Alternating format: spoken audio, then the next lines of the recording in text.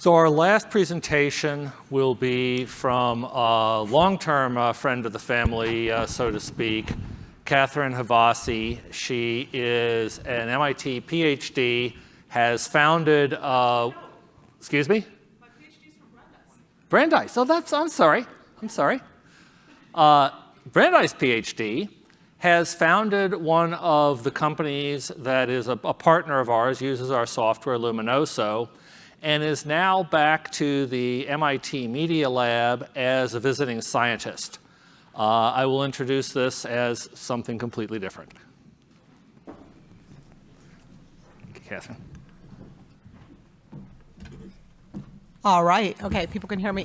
Hi, everybody. Yeah, no, my PhD is from Brandeis. I'm a computational linguist, and there are only 4-ish programs in computational linguistics in the US. And there isn't actually one in MIT, which is interesting. It's sort of a blend of computer science and linguistics that neither the computer science department at MIT or the linguistics department would approve of, so I went elsewhere. With that little bit of linguist humor aside. All right. All right, excellent. So thank you all. I'm here to talk about something a little bit different. I've spoken at this conference before with one of my group at MIT's spin-outs called Luminoso. We do customer feedback analytics, and we OEM Rosette. I'd be happy to talk to you about that or about using Rosette later as well. But back at MIT, we are doing things that are a little bit more, I guess, different is really the right way of thinking about it. So I've always been interested in computers and creativity, and exactly how this ties into what everybody in this room does is something that I'll explain as we go along. But when you think about a lot of aspects of computer science and of the way computers are used in the world right now, there seems to be this fundamental tension between the concepts of scalability and mass production, and the idea that we can implement something in a way that's very personalized and situation specific. If you listen to everyone from a Disney Imagineer down to somebody in, adaptive design talk, it's always about this tension. And I think we came to the table with a very different type of goal and ran into the same thing, which was how do we put computers as equal partners in the design and the performance process rather than as a tool that you use along the way.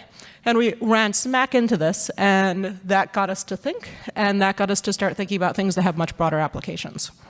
Specifically, we started out with the idea that we wanted to put a computer on stage in an improv performance. Now, that's going to sound absolutely insane, but it turns out in Boston, at least, a lot of the folks who by night are professional improv folks are by day software engineers in the many Boston companies, and lots of conversations started going along those routes about, hey, there's things about AI, there's things about improv. They might go together really interestingly.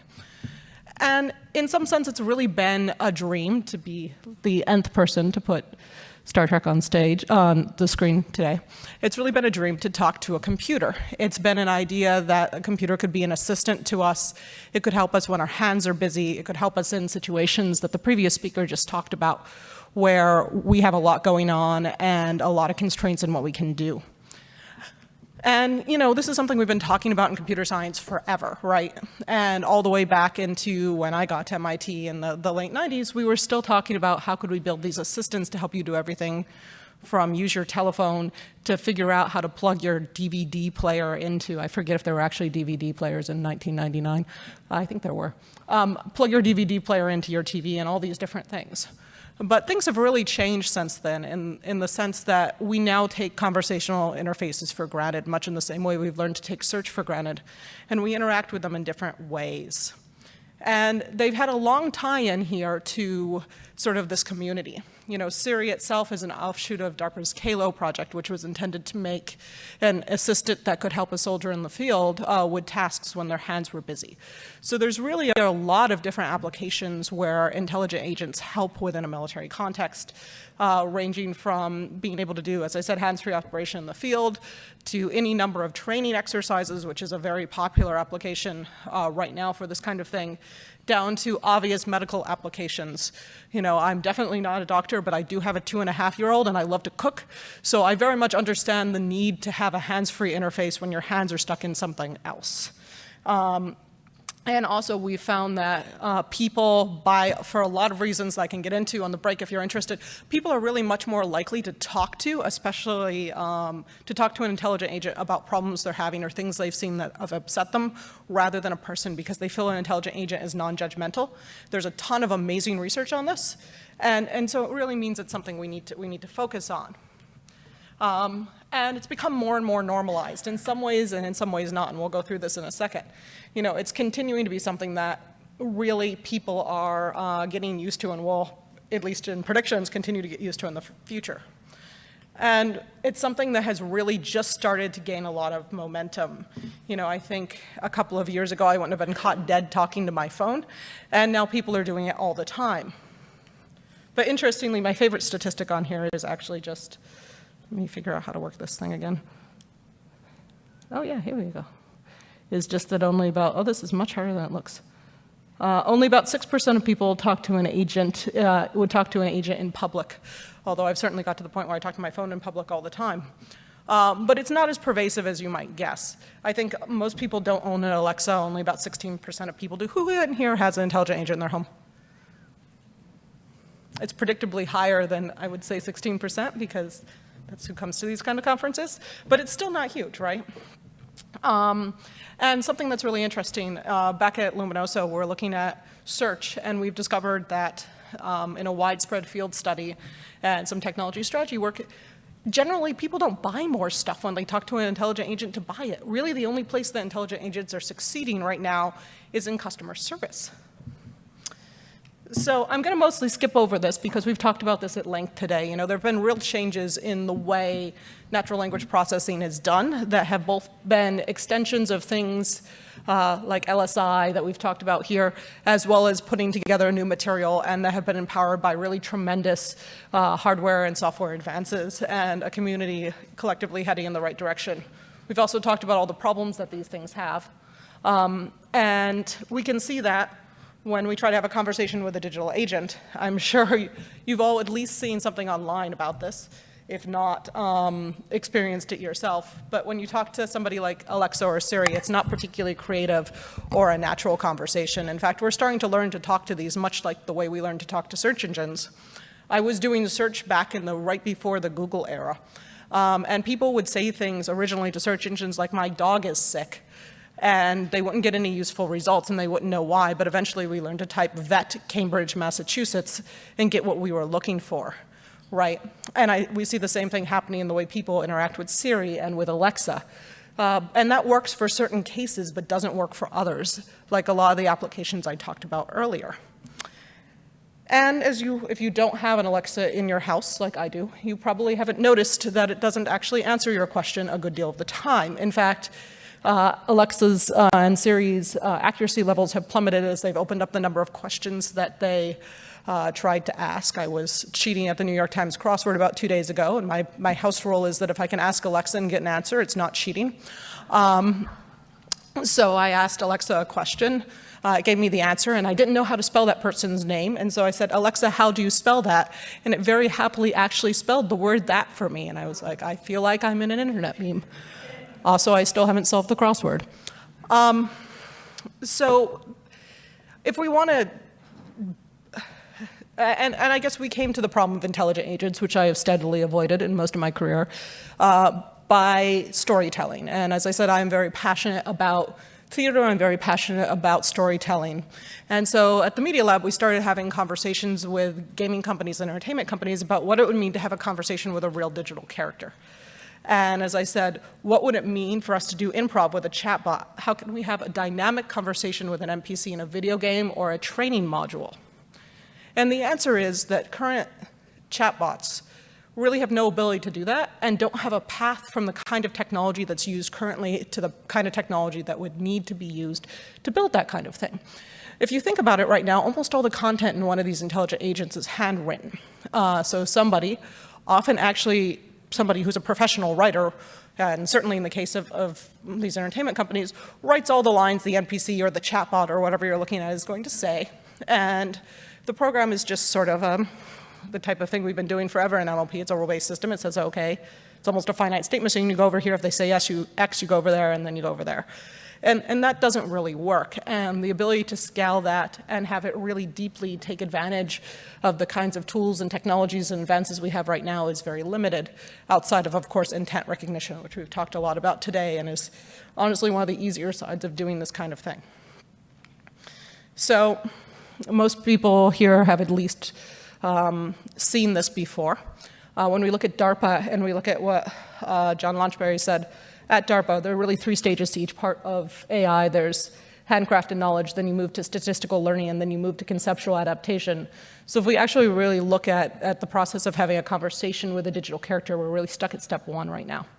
And if we look at what we need to do to move it down that to all the way to the bottom, number 1, there's the sticky middle part in the middle, but there's also the issue that we're trying to cover a lot of ground really quickly. And so we need to think about what we need to do to get there from the kinds of systems we have today. And I guess to do that, what we really need to do is something called cognitive modeling. Now, what you might not know about me is way back when I was talking about search in the 90s, is that I worked in the Society of Mind group, which is Marvin Minsky's group out at MIT.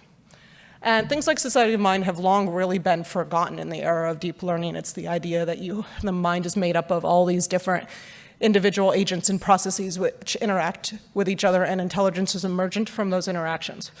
And there's processes and workflows, and you make a robust whole out of all of it. And that seems like it's inherently can't go with the kind of stuff we're doing now. And I think what I intend to do is talk a little bit about why I think that's not true. And this is also something called a cognitive architecture, right? The idea that we're going to build something that has a lot more higher level reasoning capability than some of the stuff we're talking about.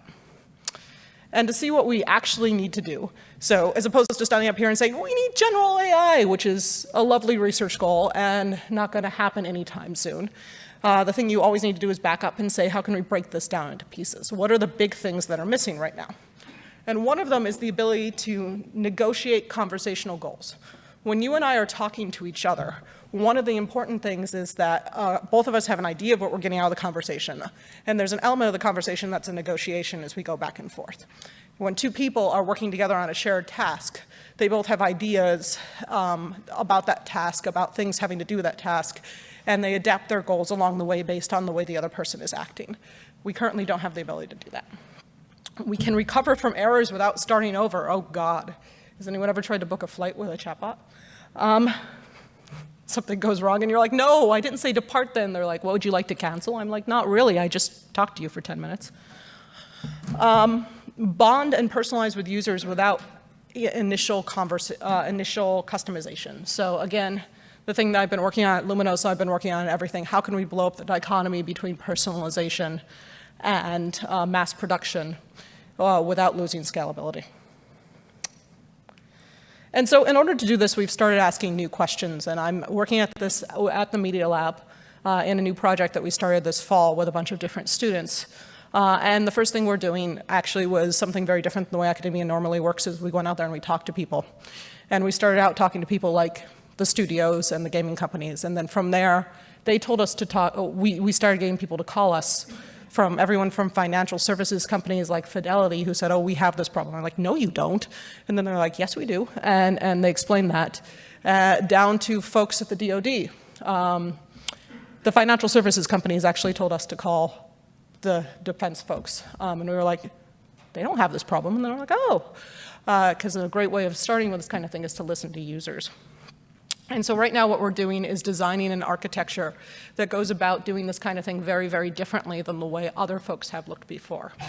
I've used this line already a couple of times, but the idea that to truly disrupt an industry like this, we have to blow up the dichotomy between personalization and mass production. That happened in advertisement, and that's how things really changed, but we need to do it here with the way natural language processing works. Another question we had is why are agents always built by themselves in a little box, right? We're looking to work that's being done in digital humanities, especially in England. There's a lot of work being able to have groups of agents work together to build variations on narratives. And in a lot of different Japanese and Chinese traditional narratives, and honestly, actually, Italian traditional narratives, there are different characters that tend to play different roles, and they work off each other. Why on earth are we building an agent without thinking about the fact that it's in this kind of scenario where one of the roles is a person and one of the roles is an agent? And maybe we can build groups of agents that work together and then pull out one of the agents and replace it with a person. Can we build that kind of thing? The other thing is obviously that people and computers still problem solve better together than they do separately. How do we take advantage of that, and how do we make sure the computer is open-minded enough to deal with the things that are coming down the pipe and are able to listen to and react deeply to what people say, and if they don't, come back and ask these questions and understand things. The other thing is we're definitely looking at conversation as planning, and I think that's really one of the big key things here, is really being able to say this, in a sense, it's not a generation problem, it's not just dialogue management. You know, there's been really great work out of Facebook even, that when you have semantic information, you have goal information, you have sentiment information, and you have other constraints, you can write these really cute little stories, and of course the Facebook story, and there's, I think, a great explainer video on YouTube if you're interested in this system. The Facebook stories are all things about unicorns and people writing them and different things like that, but they can easily be bits of dialogue as well. And that goes down to another thing that we're looking at, which is don't build things you don't need to build. Take what's out there.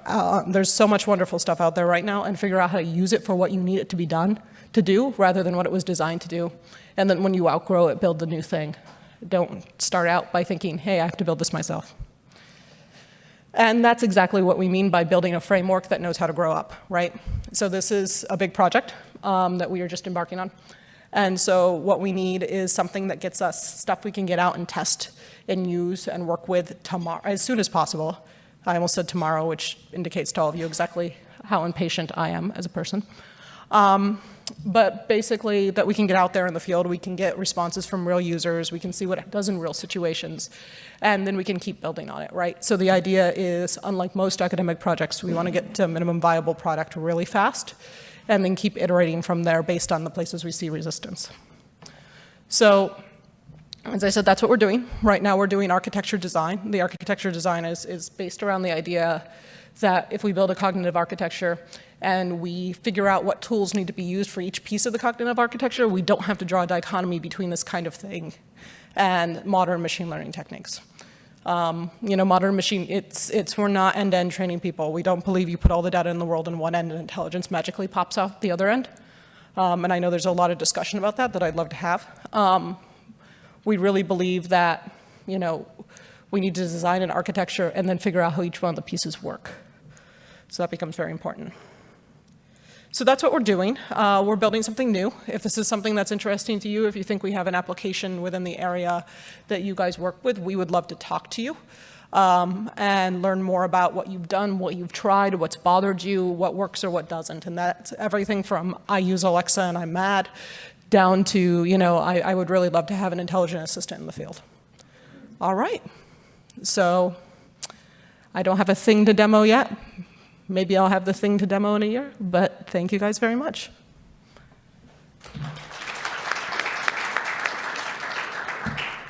I think at this point, I'm really all that's sitting between the reception and the end of the conference. Is that correct? Yes. Unless everybody has a burning question, maybe we should, are we still running way behind? Actually, canceling the panel has essentially caught us back up. So we have time for questions. Great. Anyone got a question? Schedule. So by all means. Or did I just scare everyone off by having that long discussion about questions? In fact, in lieu of a panel, why don't we make this an Ask Anybody Anything session? So That please, sounds absolutely why don't great, we start actually. there? You can recall any of the speakers for any questions you did not get answered earlier. Can I recall the previous speaker and ask a question, actually? Yeah, well, let's go over here, and then yes, the speaker can ask a question of the audience, anything you want.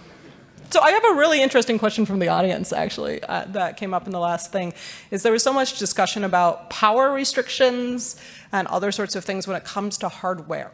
Do you think that eventually modern GPU and hardware technology will be able to fit in an in-field deployment? Or do you think we're going to have to flip the script, basically, and start developing algorithms that work on lower footprints? I've got a TPU in this thing, so maybe that's been answered by Google. I was going to say, it's still kind of a power hog. Seth, it is. So to answer your question off in a separate direction, so now we have Bitcoin mining, which is apparently consuming huge amounts of power in order to enable something new. So my answer is that the problems we try to tackle will expand to consume the resources we have available. That might be a more practical answer, yes. I don't see Nick here, but I can answer to the particular Yeah. application he would focus on.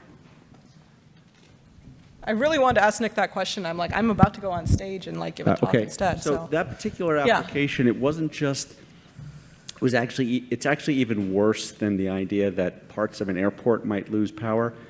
It's a national problem where they have land and sea entrance, and they have quite a few of them. And they stock those with laptops. And those laptops are underpowered because it's the national infrastructure, of course, is underpaying for whatever hardware they're going to place there. So the idea that you're going to fix that by just saying, put an extra $500 into each of these ports is not going to work practically when you're talking about government expenditures. But when we think about it, earlier in the slide deck had Pepper the Robot. I just want to talk about this later because it's actually something that, one of the things that we did at MIT, and one of the things that is in the Luminoso code base is the idea that everything can run in production in a non-GPU environment. And, as GPUs get smaller and cheaper, we continue to question whether or not we need to continue to build technology in that direction. So I had pretty much written off the need to build technology in that direction until not just at Luminoso, but even like within a computer science research environment. So that's why the last talk was so particularly provocative. But anyone have a question for me? Yeah. So I guess my question revolves around layering and combining a personal assistant with some of the other technologies that were mentioned today. Perhaps reasoning over news and getting an update each day as to what's changed on a particular subject, and interacting with the assistant as opposed to writing queries in like a Google screen. How feasible is something like that? Because right now assistants are geared towards very personal, shall we say, repetitive, mundane tasks compared to a specialized feature. You know who's working on that? Car companies, believe it or not. And the reason why is because certainly when I'm on a long trip, I listen to podcasts and I listen to the news. And this is really true in other countries and cultures, including Japan, where apparently in Japan people don't listen to the news, but in other places they do in the car. And so the idea would be to build an intelligent assistant that was obviously hands-free, where you could say things like, oh, that story's interesting, please get me more about that. Can you tell me more about who this person is or how they relate to that kind of thing? And so those kind of things are actually in prototype at a couple of car manufacturers for that reason. And I think it's a really cool application. I want it. Thank you. Dr. Havasi, a question here. Oh, I'm sorry. Here. Okay, a question. With regard to your comment about you don't have a demo to show today, what would it be that you would see as a gap that you'd love to have a demo for?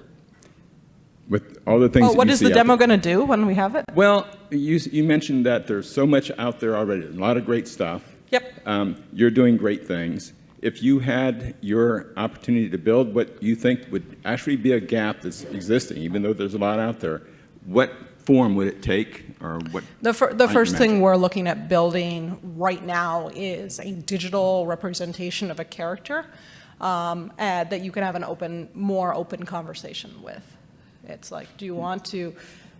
I actually don't know as much Star Trek outside of the movies, and I apologize to everyone here. But to draw on something that I know because of when I grew up.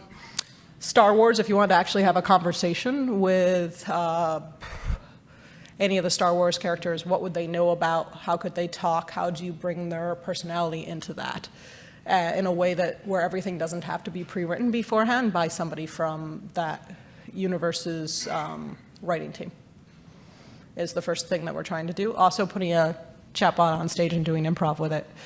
But that's just a really fun thing that's not going to happen for a while. Also, I'm not that funny, so that's also going to be a problem with that project. Yeah. Yeah, it's sort of a comment, sort of a question. Yeah. Earlier this week, there was an artificial intelligence conference at NGA. It was very interesting because there was a lot of overlap. And this goes to partly the power and usefulness. I once carried a lot of batteries as life support for a communication device. Mm-hmm.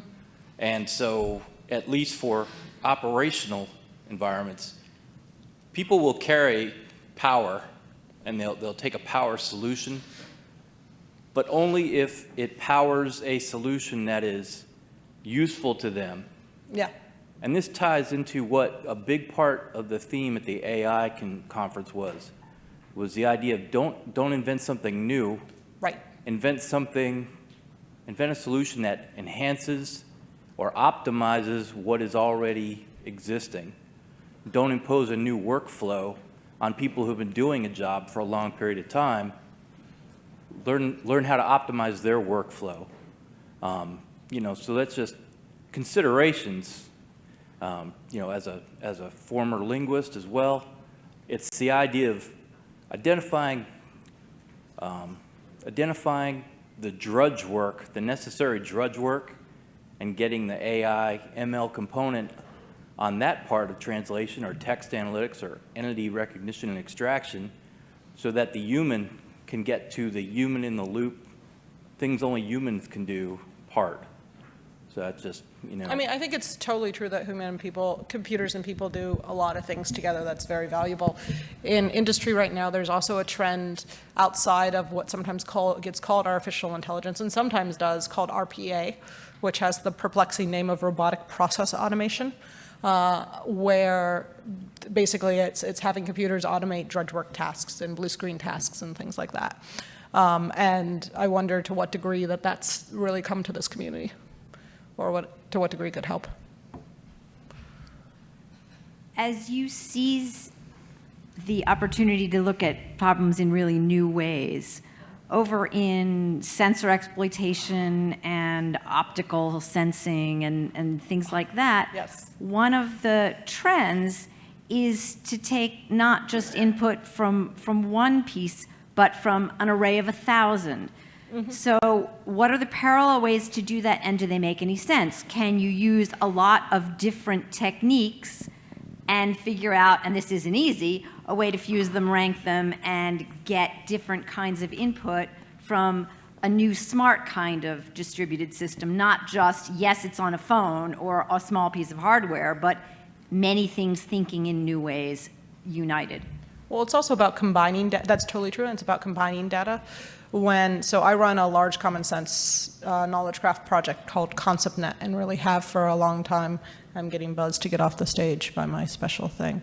But basically, the interesting thing right now is that Oren Etzioni, who runs at the Allen Institute for AI out in Seattle, basically who was working before his death with Paul Allen, basically is making the case that this kind of thing needs to be combined across different kinds of modalities. So the next jump in NLP is one of the next big jumps in NLP has to do with grounding that NLP in things like what you're talking about. And I think that's totally correct, but I think we have a long way to go. All right. Thank you. And with that, I'll turn it over to Chris.